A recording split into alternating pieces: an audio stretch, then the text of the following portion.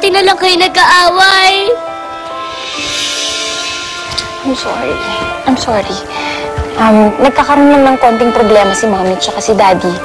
Pero, maaayos din yan. Ha? Promise ko sa'yo, aayusin namin at hindi na ulit kami mag-aaway pa. Promise? Oo. Huwag ka nang umiyak. Kung totoo yan, tawagan mo ulit si Daddy.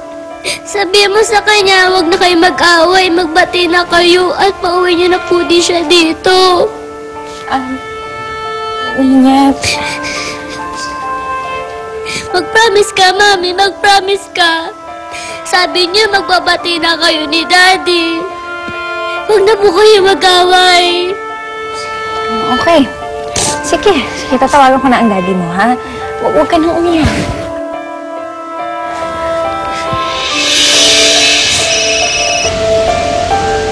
Oh, ano na naman panunumbat niya sabihin mo sa akin? Hindi ako tumawag para makipag-away, pwede ba? Nakiusap sa akin ng anak mo na magbati na tayong dalawa. Hello, Daddy? Magbati na kayo ni Mami. Huwag na po kayo mag-away.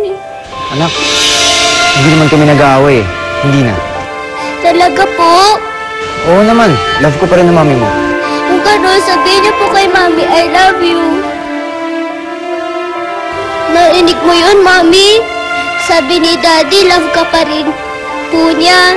Ikaw, love niyo po ba din po siya? Oo naman. Siyempre, love ko ang Daddy mo. Narinig mo po yun, Daddy?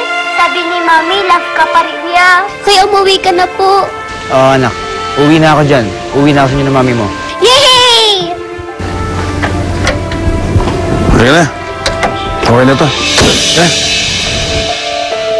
Huwag ka nang telepono. Ano na yan? Huwag ka nang umiyak.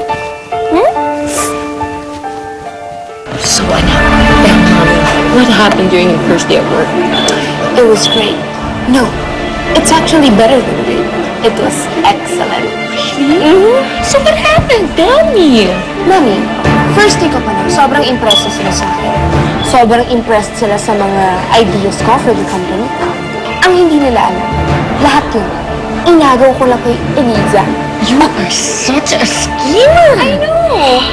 What? I learned from the best. Well, and besides, ako pa ba ang papatalo kay Eliza?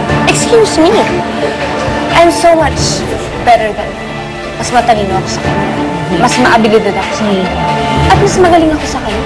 Kaya dapat lang na ako ang nasa posisyon niya. Very true. And soon, everyone will realize that. At babalik na siya sa pinapa kung saan siya nababalik. Tama ka dyan.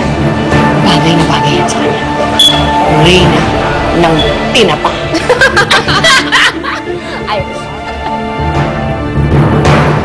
Buti naman nagbati na kayo ni Elisa. Hindi kasi kayo dapat nag-aaway eh. At lalo hindi kayo dapat nag-aaway kapag naririnig kayo at nakikita ni Ninya. Alam mo, kahit bata siya, pagdating sa pag-aaway niyo. Yung nangyari sa amin ni Elisa, kunyari lang yun. Para lang kay Ninya. O, ayan, Elisa, ha? Masaya ako ngayon kasi nagkaayos na kayong mag-asawa. Diyos ko, parang World War III dito kanina. Alam mo bang dinig na dinig sa buong kabahayan yung sigawan nyo over the phone? Ako, huwag naman ganun, no? Hindi pa sinabi ko na sa'yo, babae ka. At ikaw ang dapat na mag-exert ng effort para nang sa ganun, mabuo ang pamilya, hindi ba? Sus, nagbati na kayo, hindi niyo pa tinutuhanan. Hanggang ngayon, masama pa rin ang loob ko kay Elisa. Dahil nagsinungaling siya sa akin. Hindi ba piniliwanag na nga niyo kung bakit ang ginawa yun? Hindi pa rin ako naniniwala na walang namamagitan kay Elisa at kay Luis. Ganyan naman talaga ang papel natin dito sa mundong mga babae. Tayo yung magiging martir sa mga asawa natin. Excuse me, hindi naman ganun lahat. Hindi ganun palagi. Abasan kailangan natin mga babae, tayo ang magiging responsable para maitaguyod natin ang ating pamilya, ano ba? Ito. Naku, basta Elisa, alam mo talagang masaya ako dahil hindi na ako mag-aalala pag nasa probinsya na ako. Aalis kayo? Eh, oo naman. andito na si Michael, maayos sa sinin niya. Aba, kailangan naman siguro. Asikasuhin ko naman yung negosyo ko sa probinsya. Kanang malungkot, pwede mo naman kaming dalawin dun eh. Oo nga naman, Elisa. Huwag kang malungkot, nakakahawa ka, naiyak na ako. Oh.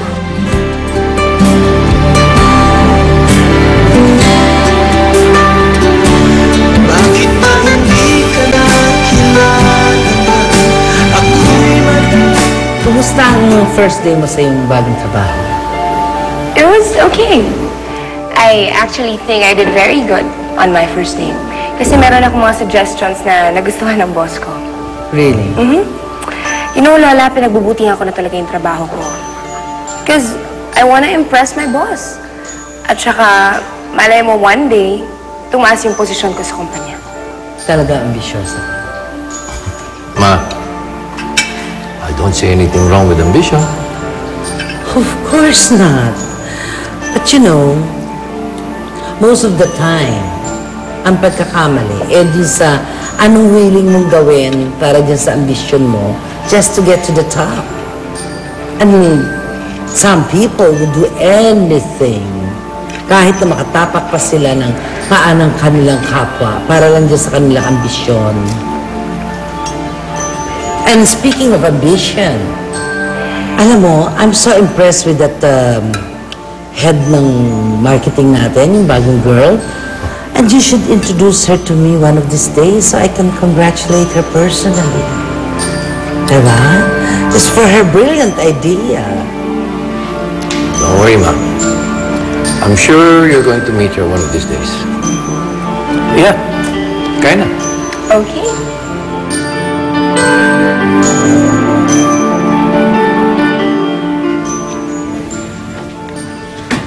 Si Nina? Nandun sa kabilang kwarto. Doon kaya siya pinatulog.